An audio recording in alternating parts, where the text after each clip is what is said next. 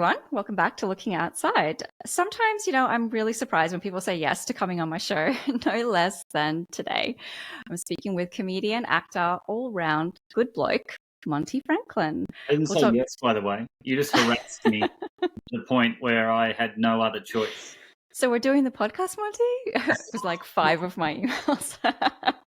And then I accosted him after a comedy show.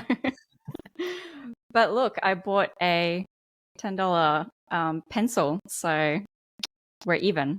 I Don't think. tell Australians that I sell those tiny koalas for $10. They'll be furious at me. They'll be like, that's how he makes his money. Yeah. So on the show today, we're going to talk about a few different things. How to be a straight-talking Aussie in the States. And more on theme with this podcast, why we need to laugh now more than ever. So thank you so much for coming on the show, Monty. No worries. Thanks for having me. No worries. Such an Aussie response. Love it. What a good one. Let me start with asking you to share a little bit with the audience about yourself, who you are. Well, how far do you want me to go back? When you were born, right from the beginning. I remember most of it. I was born in Melbourne, Australia, in 1982. I am a comedian. I grew up in Australia, obviously, and then I've lived in America for the last 10 years, and I tour around America, Canada. I'm going back to Australia next month to do a bunch of shows. I haven't been back in 6 years for stand-up. I've been back to see family, but I haven't worked in about 6-7 years, so I'm really looking forward to that. And what else do I do? I don't know. I just try and live and not embarrass myself in public, but I fail at the second part like quite a lot. Isn't that kind of the role of the comedians, to embarrass yourself? You're thinking of a clown or like a mime or something. We're meant to be the voice of reason in society. We're not meant to be just fodder for. We're not court jesters. Right. Yeah. So that's very deep. We're going to get into that a bit later. Oh, yeah. So I wanted to ask. So you haven't been back for a while. Do you think that the comedy or the type of humor in Australia would have changed over the last 6 years? Sure, but I think that's it's changed everywhere around the world. We all went through a very traumatic few years. So laughter and things that you laugh at often change from time to time because of the state of the world and what's happening. And to be honest, I think people now, they don't want to be told how to think. They just want to laugh at silly scenarios and just forget because this is the thing. If you work a 9-to-5 job, you're in the office, a lot of people bringing up politics, talking about this, talking about that. You don't want to go to a comedy club, I don't think, and hear more of that drivel. You just want to go and hear some silly stories and laugh and forget about all of that crap that happens in your day-to-day. So, yeah, I think the way that people want to consume comedy changes. It's interesting. Have you watched this show on Apple TV called Ted Lasso? Yeah. So that's one of the most popular TV shows around right now. Mm-hmm. And I would say 10 years ago, it wouldn't have been as popular because the show is all about positivity and nice people being nice to each other.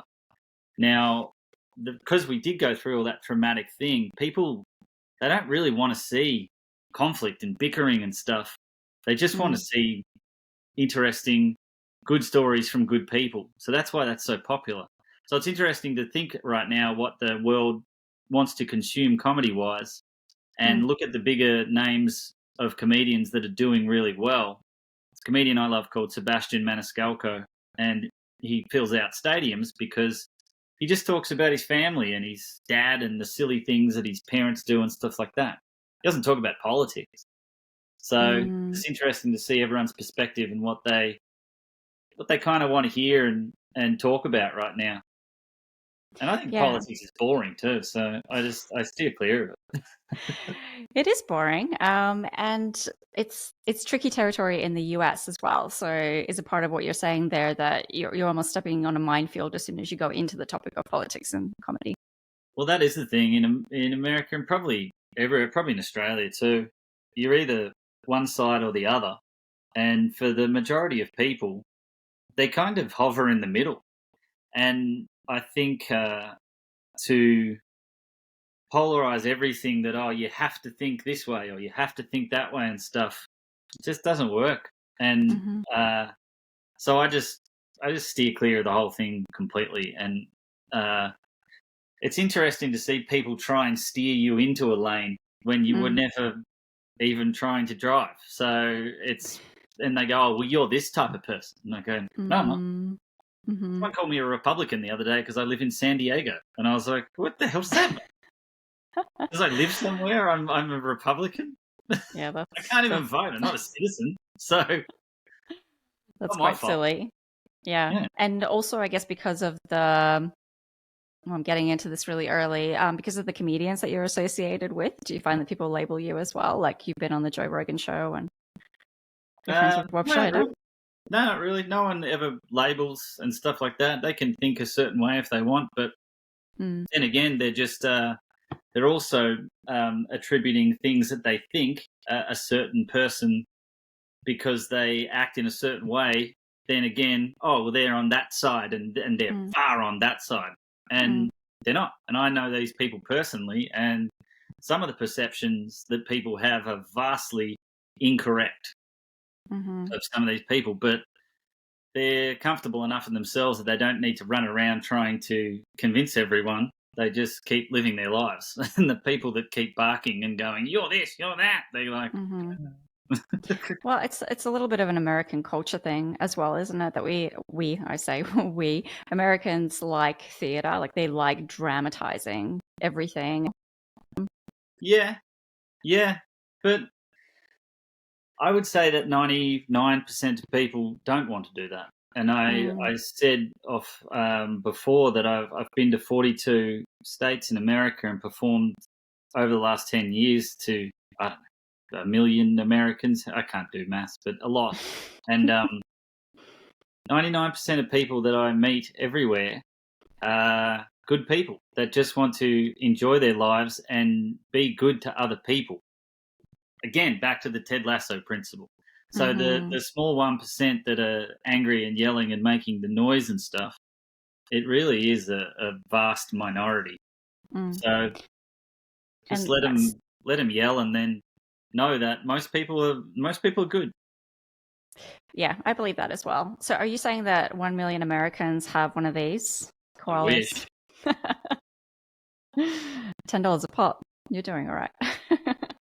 I don't always sell them. I've done some bigger shows with Joe Rogan. We did the United Center in Chicago, where the Bulls play, and I think that was 20,000 people. But yeah, I wasn't selling koalas there. There's too many people. Yeah, you'd be at the door for a while. That's true. I think what's really refreshing as well about comedians, and I think what's often said, is that you're reflecting kind of real life. Like you're kind of facing into the scary part of just the everyday crap that we deal with a lot of humility. Yeah, I think the best kind of comedy is when people can relate to it and put aspects of their own life perhaps into what you're talking about. It doesn't have to be exactly the same thing, but people can relate and go, oh, I do that with something else, and then that is funny. I do that. So it's about relating to people in their day-to-day lives and what they're doing, and then just throwing your perspective on things and making it entertaining, really.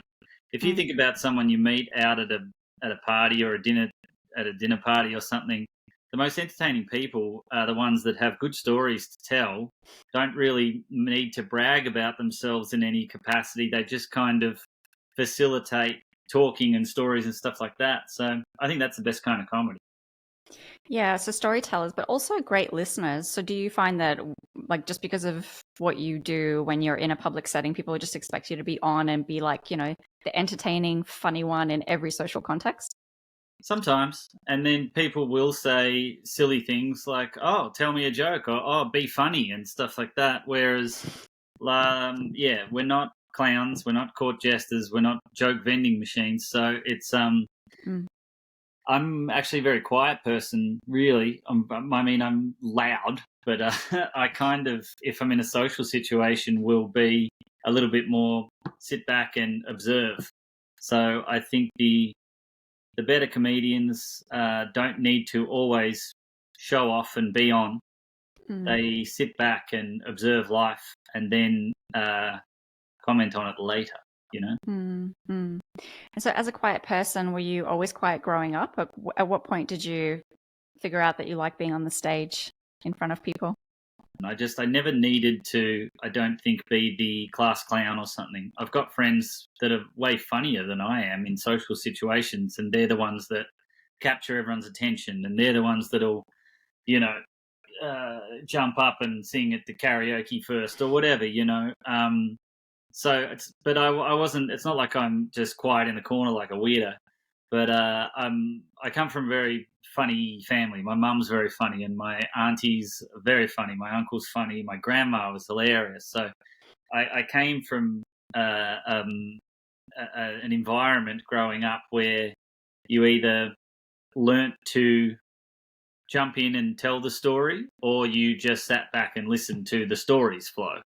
And I think early on, I realised I wanted to try and be one of the storytellers in my family. So I'd jump in and try and get some attention for a second, and then once you get that a little bit, you're like, oh, I like that, and then I guess it just branched from there. And some of my family members could have been very, very good comedians and writers in particular.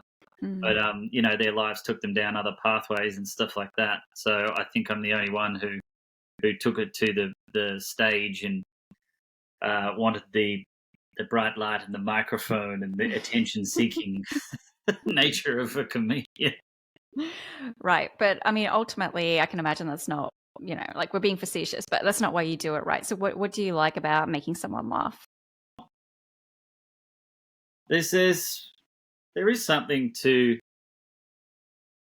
making people forget about their troubles and know that you've made them feel a certain way, and enjoyment and laughter and is one of the greatest things that we can experience. And to do that and give someone a laugh, some of my favorite things to do is just in day to day, in regular encounters, I don't know, at the bank, and making the bank teller laugh, and then you're like, that was fun, and they had a good time from that. So yeah, it's there's probably an element of me building my own ego with that, but rather more so, I'm just I just like I like telling stories and taking people to other places. I've always been fascinated with film, television, which is just another form of storytelling. Even music is another form of storytelling. It's I thought about something interesting the other day, that really all we leave on this earth is either education, something that we've learnt that we can pass on, or stories that we've heard that we can pass on. And stories come in all sorts of forms, from art to music to comedy to film to everything like that. So as opposed to being someone who's gathering up and learning and passing on information and education, I like to think that I'm a storyteller, and I pass on either comedy or laughter or story, whatever it is. So yeah, and I know just jumping back to the Joe Rogan podcast for a second, you were talking about the dreaming and how you're interested in that kind of side of Aboriginal culture, and that's very much about storytelling and retaining the stories that make our cultures. Oh, definitely, yeah. The Indigenous culture in Australia, the Aboriginal, the Dreamtime and the storytelling, I was fascinated from that from a very young age. My mum wondered why I had a fascination for Indigenous art and stories and stuff like that. I made her take me to this exhibition that was in downtown Melbourne when I was like 8, because I wanted to go and see the this huge Indigenous art and culture exhibit that was there. Everyone else wanted to go to, I don't know, the park or go watch Thomas the Tank Engine, and I wanted to go and do that. And the thing to me that's fascinating about that is that's not only just storytelling about your current perspective on your life, but that is the history of the world and why this works in that way and why that flows in that direction and why the energy from there is, that to me is fascinating stuff. There's a little bit in the dreaming that feels a little bit, well, that is a little bit mythical. So are you also drawn to those stories that aren't necessarily just retellings, but have kind of like a mystical element to them? Yeah, absolutely. I mean, all storytelling, I think, should have an element of mystery, something like that. But definitely, I like to think outside the perhaps parameters of what we perceive to be true, and that's a thing I think a lot of people fail to do sometimes. And they go, "Well, that's that, and that's the way it is." And I go, "But what if it's that and it's something else? And what if there's this over there?" And the people that I tend to gravitate towards more often have that perspective where they are interested to hear another way of thinking about something or an interesting take on that, or what if this existed, or wouldn't this be cool if, and to not just be shut off to interesting evolution, because 1,000 years ago everyone was convinced without a shadow of a doubt that the earth was flat, and if you questioned it they would kill you. So we evolve as humans, as people on this earth, and find adventures of this existence that we're all part of, Yeah, definitely. And I mean, thank you for the plug, because that's exactly what this show is all about as well, is kind of not thinking about things the way necessarily that you always have and being open to different perspectives and new ideas. I can imagine that you moving to the States, like there would have been a big pull for you to do that, kind of in line with what you're saying, is that you're exposed to new stories, new histories, new ideas. Was that a part of the appeal of Yeah, relocation? I think so. But I think so more just I think I was at a point in my career and life where I was about to be very comfortable in Australia. And I knew if I didn't do this adventure going to America now, I'll never do it. So I cut the perhaps progress that I'd made in Australia right off, which was very hard to do. But I knew that it was going to be much harder, even 2 years down the track, if I'd had lucrative radio contracts or whatever I was starting to get into. And so I was lured into the idea of doing some exceptional stuff. And you can do exceptional stuff in Australia. Absolutely, you can.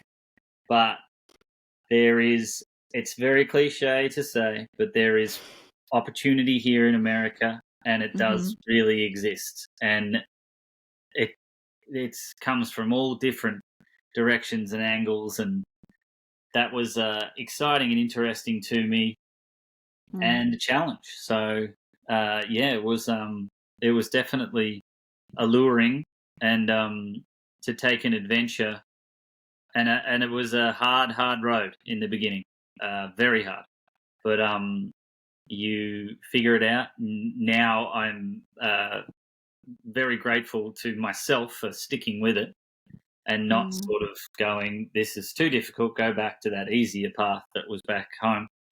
And now I'm about to embark on sort of a whole new adventure with a movie that I'm making and some other stuff that I've got in the pipeline. So that's really fun and exciting. Yeah, that's super exciting. I love how you said that as well, as opening yourself up to exceptional experiences and making your life more exceptional by like essentially picking your life up and moving away from your family. So really challenging yourself by being quite isolated. Even if you have a partner with you, it's still quite an isolating experience. And kind of throwing yourself into a dark pit and seeing if you can climb out of it in many ways when you're kind of starting your career over in the US. Because not everything carries over from all of your success in Australia, right? Because Australia is, quite Nothing. a small. Nothing carried over. There was no carryover. You mean they weren't like, oh my God, Monty's here? Nope, not one person. So it was very much like sort of starting from the bottom again. Mind you, I did have a particular set of skills that I had worked on for 10 years. So I wasn't a complete novice and beginner, but I was treated like a novice and a beginner, which was just a kick to the ego, really. And once I put that to one side and figured, well, if you're good enough, you'll move through this beginner's rank pretty quick. And luckily I did and moved on to bigger and better things. But for a few years there, yeah, really hard, really difficult. And like you said, it's very isolating. I had family here, my sister's here, so that helped a lot. But the comfort of home was just a quick 16-hour flight. but luckily I never got on that plane. I got close. I almost went to the airport one night, I remember. I was just like, I'm not doing this anymore. Wow. And my sister and one of my friends sort of talked me out of it, which that was like a big tipping point. It's like a point in a movie, where you're either going that way or that way. And luckily I listened to them and stuck it out. Yeah. And it was almost like about a month later that some stuff really started, sort of clicking and ticking over here.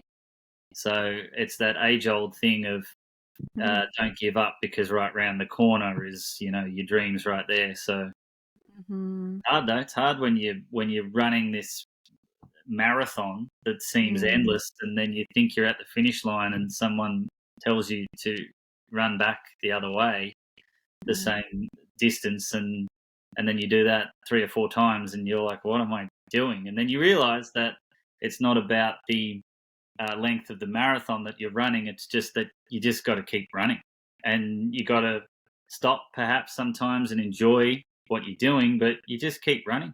That's all it is. Do you feel like the field that you're in, so like being up on stage in front of audiences and therefore critique, being an actor, all of that kind of builds a thicker skin, so you're probably more resilient in putting up with those types of challenges and ego hits than the average person?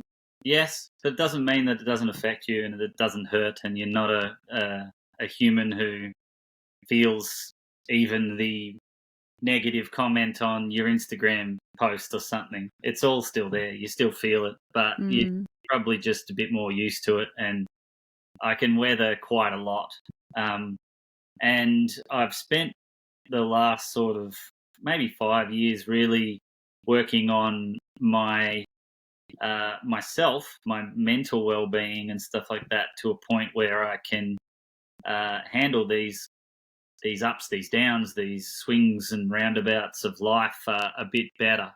I don't always do it well. Sometimes I yell "fuck off" in the car to someone who cuts you off, and everyone has their moments. But I feel like I'm doing better at noticing when I'm up and noticing when I'm down, and knowing that it is a roller coaster that goes up and down. Someone said a really great quote the other day. Who did it? I can't remember who said it. Oh, you know who it was? It was the bloke who played Elvis in the recent movie Butler. It was on some interview, and he said someone told him that the ups and downs in life are difficult. You're up, you're down, you're this and that. But he said if you're just on a straight path like this with no ups and downs, you're flatlining. You're dead. You're not living. Yeah. Living is going like this. So that was very interesting. So to think that, I don't want the ups and downs, I'd just like a nice mellow, then you're not living. So to know when you're in the ups and maybe enjoy them and go, hey, enjoy yourself for a second. This is good, and take a second to enjoy it. And know that you will be down again, but when you're down, you just go, right, I'm in it. I won't be in it forever, but just know that you're in it right now, and you'll come out. Yeah. Well, it's a good point too that when you're on the up, just reminding yourself that you're not going to stay, like the expectation that you should have of yourself is that you're not going to just stay up there. Like you will have a shitty day and your Well, I ego say will it to get hit. myself, if I'm feeling really up and a lot of things are going right, I go, ooh, how long will this last? I go, this can't last too long. Don't get comfortable here. Something will happen. Yeah, and sadly realistic. That's life, right? Yeah. And Being aware of that is actually the biggest step to being okay with that, you know? yeah, yeah, definitely. And so how often when you're down do you turn to comedy and to laughter to pick yourself back up? Um, I always go back to old comedy movies, really, if I Hmm. need to just sort of reset myself and just get my smile back on. I'll watch something Hmm. silly like Dumb and Dumber or Ace Ventura, anything Jim Carrey always gets me. Hmm. But uh, sometimes I need a break from comedy too because that is my life and it's always. And then every situation is trying to find the funny or is this a bit? Can I use this? Is that a joke and stuff? And sometimes Hmm. escaping from that um, is invaluable to my progression to find funnier stuff. It's hard to switch your brain off, like particularly when you're in the kind of field that you're in, where you're probably like very observational of real life, and Yeah. so your brain is probably constantly thinking about not just taking it in, but what does this mean? How could this be something else? Sometimes it's good, and if you're in that mode and you're writing new stuff and you're feeling it. Lately, I've been feeling a lot and picking up on things and going, "Oh, that's fun," and I've been having a lot of fun with it. Other times, you're banging your head against the wall, going, "Why can't you think of anything funny? What's wrong with you?" Mm. So in those moments to yes escape from trying too hard to make something funny or bring something to life from that's not there and just going away and coming back to it with fresh eyes and fresh perspective. Mm. I surf and I'll go on a surf trip once a year with some friends in the Indonesia and I just did the Maldives and I don't even put my phone on. It's off for 10 days and I'm just talking absolute shit with a bunch of idiots and it's great. Yeah, perfect. Sounds perfect. And you have a lot of material as well, just like thinking about Australia and the difference of Australia and the US. And that's a lot of your content on Instagram. If you don't follow Monty already, I'll drop it in the show notes. But that I can imagine that that's almost like quite endless because you're constantly coming into situations in the US where there's I that didn't think there would difference. be so much. I Mm, started doing them just, oh, I thought this was funny. Just mm, saying, oh, the words are different. We use this word and, we use the thongs instead of flip flops and stuff like that. So I mm. started that, but it's endless. And people now send me ones and go, you should do this and this. And I go, oh, that's a good one. So there, I've lived here for 10 years. I'm married to an American Mm, girl, and every day something new is what is that? That's not how we say it. Even the yeah. cadence and way you say things is different. Mm, And growing up for the majority of my life in Australia, it's so ingrained in me to call that a petrol station or a servo or call those hmm. songs and stuff like that. So Yeah. I don't like it sometimes in America where I have to change um, what I would usually say in order to avoid having to explain myself. Yeah, or repeat what you're saying, right? Like when you say water and people can't Oh, understand how's what you the mean. water? Sometimes at restaurants, I get frustrated and just look at my wife and go, "You're going to have to talk for me. I can't." Yeah, yeah, I get that. When I first came to the US, I was on a work call with hundreds of people, and I said, "Oh, so and so is going to tell me to bugger off." And then afterwards, like bombarded with messages going, "You can't say that here. It means something very different." It's stuff like that that I still just kind of go like, "Why? Why is it like some words are just I don't completely." think it means something different. It's just we don't Uh, put that we don't care, right. and they go, oh, you can't say that because of this, and you're like, oh, well, whatever, fair enough. What's something that you like genuinely struggle with being an Australian in the States, and maybe like specifically on the West Coast, because West Coast is a bit like hippie. Well, San Diego is pretty good where I live. It's very much like Australia, actually. It's a beach town, and everyone's got a different energy and a different pace of life, which is much more closer to Australia. It's not exactly the same. I do miss going back home and just chatting with the nice lady at the bakery, and those kind of things. Where here I feel sometimes people are a bit more closed off. Mind you, back in Australia, not everyone's not walking around the streets saying hello to each other and stuff like that. But yeah, it just seems that there's an underlining familiarity in Australia that I still feel a little bit out of place here sometimes. And I'm still a novelty most places. If I go anywhere in the middle of the country and perform, I forget. And then you walk into a supermarket, and you go, and you start speaking, and they go, "Where are you from?" And then you're like, "Oh, that's right, I'm a novelty item. I forgot." Yeah, you're like cute. Yeah, cute little. but it's fun. I mean, everyone everywhere around the world loves Australians, and I think we owe that to a lot of very hardworking, talented people that have come before us, particularly to America, and in the entertainment industry in particular. People right back from Errol Flynn through to Jeffrey Rush, to Hugh Jackman, and Nicole Kidman, and like all of those that made our name in the industry associated with hard work and good work too.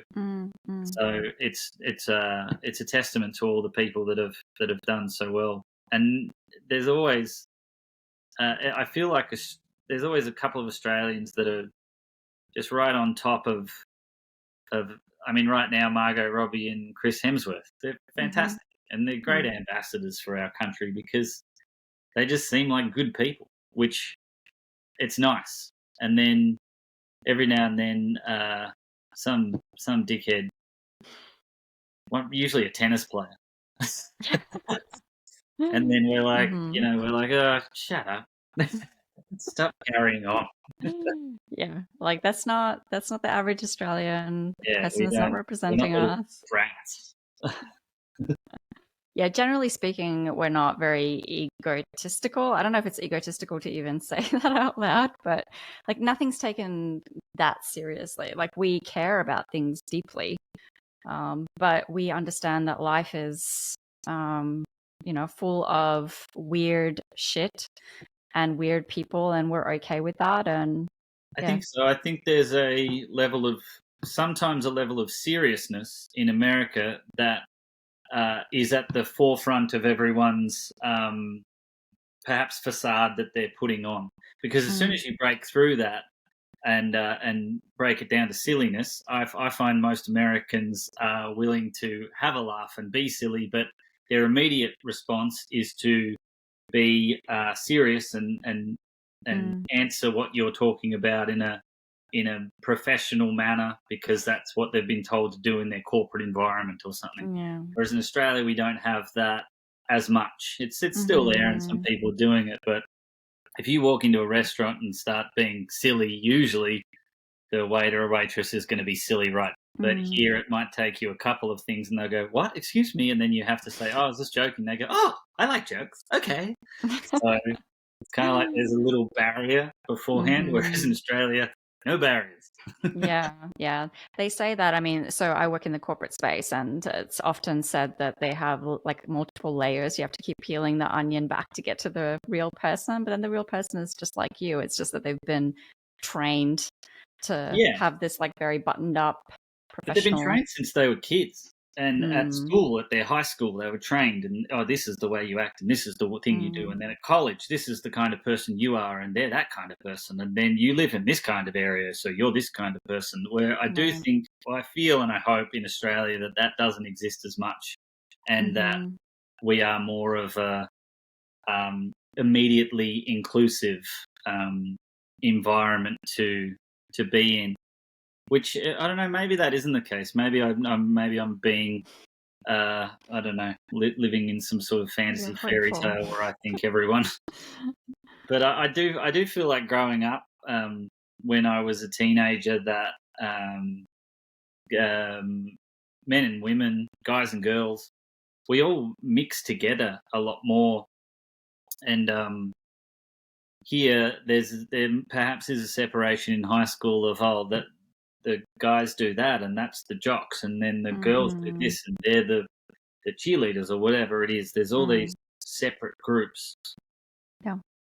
I remember Yeah. going to the pub when we were 18, and there was no reason that one of the girls that we're with wouldn't get up and do a round of drinks and stuff like that, because it's just the way that it was. We're all here together, of course. Yeah, it's your round and stuff like that. So I like that, and I do hope that is a thing that still is existing. Maybe. Yeah. You're going to find out, hopefully, and when you get I back don't know to if I'll be Australia. hanging around 18-year-olds at the pub, but well, you might be performing in front of them. Hopefully, they'll go and see your show. yeah. Well, the shows I've sold out the first 5, so I added another 5 shows. So I'm That's awesome. doing Perth and Adelaide and Brisbane and Melbourne and Sydney, the big 5, and nice. yeah, it should be great. I'm really looking forward to going home. And I can imagine your mum would be stoked to see you again. She doesn't like me, but yeah, she was just here actually. But yeah, nice. She's excited. Well, I've told all my family and friends to go and see you, so you'll have at least like 3 people. That's more than I initially had, so that's good. And one thing that I did want to ask you, which is like I promised a dorky question to Monty right at the start, so I'm just going to ask it at the end. Do you know what Monty means? The name? What, Montgomery? No, like Monty? what it means. Monty Python? It means mountain. Mountain? Like, yeah. It's from French. It's a French name, and it means mountain, like an explorer venturing off to the other side of the world. That's pretty cool. I haven't met many Montys in my life. I've met a lot of dogs called Monty, but I've never met. I've met a couple of women called Monty actually. Oh, but no, I didn't know that it was mountain. But I'll take that. That's pretty good. I used to, because my name's Monty Franklin, I used to get Mount Franklin a lot because of the water back in Australia. Yeah. And so that makes sense then. Mount Monty. I get it. Yeah, I thought you made it up. That's why I had to look. What does Monty actually mean? What is this name? My mum made it up. She thought she liked the name. It had no other meaning than that. You can ask her. She'll be like, actually, you're named after my favorite mount. My favorite mountain, obviously. Obviously. Well, Monty, thank you so much for the conversation. I'm glad that we went to a slightly deeper place. I certainly am happy that we didn't spend the entire time doing dad jokes or something stupid like that. I don't know any dad jokes. I don't know any jokes. Terrible comedian.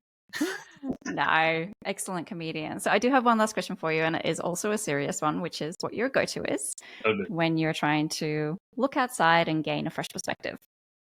You know what I've been doing lately? Is watching TED Talks. And I know that that's no revelation for people, but just on YouTube, a 12-minute TED Talk while I'm eating my breakfast on anything is a new perspective and an eye-opener, and you usually get something very interesting and knowledgeable out of it. Every single one, I always have a moment where I go, "Oh, that's good," and that's enough. So that's my day-to-day sort of escape from stuff. But then what I said earlier, and the thing that resets me, is doing a surf trip once a year and completely putting the phone away. And I do 10 days of surfing and talking garbage with a bunch of bogans, and it's fantastic. Sounds amazing. So just quickly on the TED Talks, is that also from a like stage presence kind of training perspective that you're doing that?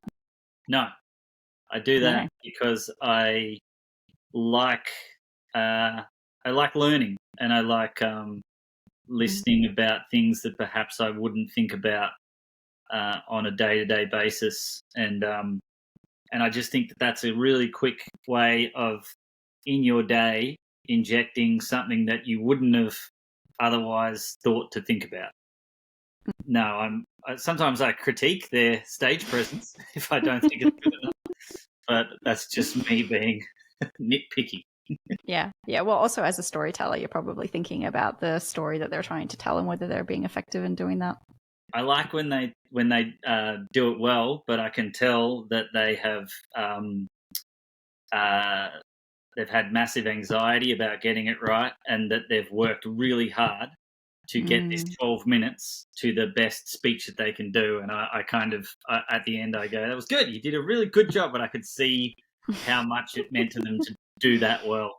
Whereas when I see the people who are trained talkers, there's some comedians that have done TED Talks, and I just know that their flow is obviously a lot more seasoned and trained. And it probably speaks also to the importance of maybe not over preparation, not over preparing, just being a little bit spontaneous like we have been on this podcast. Yeah, but if Unscripted. you're not used to that, that's terrifying to think, oh, Right. I'm meant to be spontaneous. So you're better off maybe being prepared, but just know that your actual reactions, your actual self and stuff is far more interesting than something that you could craft or script. And that's why being yourself is such a big thing for stage presence. Yeah. Yeah. Great advice. Yeah. And you can tell Monty that you're definitely yourself, a good Aussie bloke, as I promised at the start of the show. That's right. So thank you so much again for taking the time, saying yes, but not really saying yes, just coming on. I said yes, didn't I? I was only joking. You did, and I held you to it. So Yeah. thank you so much for the chat. I really enjoyed it. No worries. Thanks for having me.